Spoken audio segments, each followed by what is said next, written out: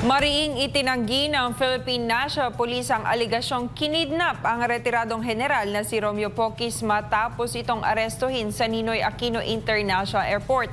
Ayon sa PNP, lehitimo ang ginawang operasyon laban kay Poquis na nahaharap sa kasong sedisyon. Ngunit iginiit ng kampo ng dating general na may paglabag umano sa proseso ng pag-aresto. Narito ang ulat ni Paul Montibon. Hindi kidnapping. Iyan ang mariing pahayag ng Philippine National Police kaugnay sa pag-aresto kay retired General Romeo Poquis. Ayon sa PNP, isinagawa ang pagdakip alinsunod sa umiiral na batas kaugnay ng kinakaharap na kaso ng dating general na sedisyon. Gayunpaman, iginiit ng legal counsel ni General Poquis na may mali umano sa proseso ng pag-aresto. Partikular nang nangyari ito sa Ninoy Aquino International Airport at umano'y hindi pinayagang makausap ng general ang kanyang abogado sa gitna ng operasyon. Hindi ito kasi magandang reflection sa Philippine National Police. And I hope that under the leadership of General Nartates, hindi magiging lalabas na abusive yung ating Philippine National Police, no? Kasi unang-una, sabi, binasahan ng Miranda rights. Binasahan mo ng Miranda rights. Unang-unang sinasabi doon, you have the right to counsel of your choice. Oh. Andun kami, nag-i-insist kami, we want to talk to our client. Ayaw kami pagbigyan. So that was violated right there.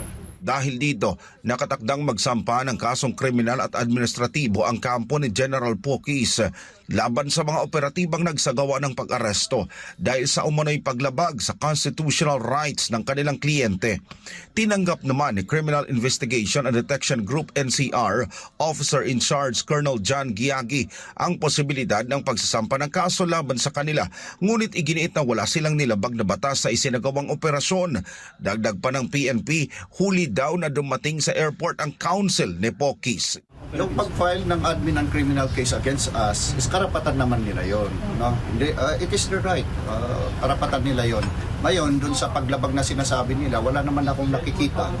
Dahil unang-una is sila yung wala sa area. Late na sila dumating. Actually, ako nga kanina dun sa liaison officer ni General Poquis is hinahanap ko yung abogado kaso they are not around during that time. At kami is andyan na yung eroplano, dumating na yung si General Poquis, we have to go up para i-serve yung warrant.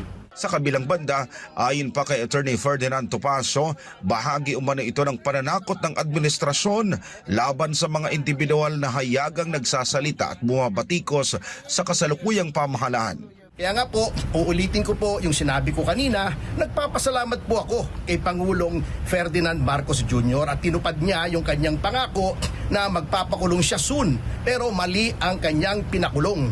Sa halip na yung mga magnanakaw ang ipakulong niya, yung mga naghahabol sa magnanakaw ang pinakulong niya. So thank you po, Mr. President, for keeping your promise. Kaya lang, mali pa rin po.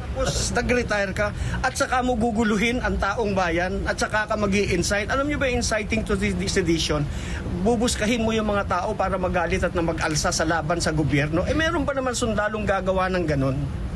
Hindi. Kaya nga sinasabi namin, kami, pinaliwanag na namin una pa lamang. Ang gusto naming mangyari, we respect, we obey, and we protect the Constitution. Palagi po kaming sang-ayon sa batas. Lahat ng ginagalaw namin, lahat ng ginagawa namin, ayaw po naming lumabag sa batas dahil meron naman tayong batas na pwedeng sundin. May patakaran na dapat na ginagalang natin.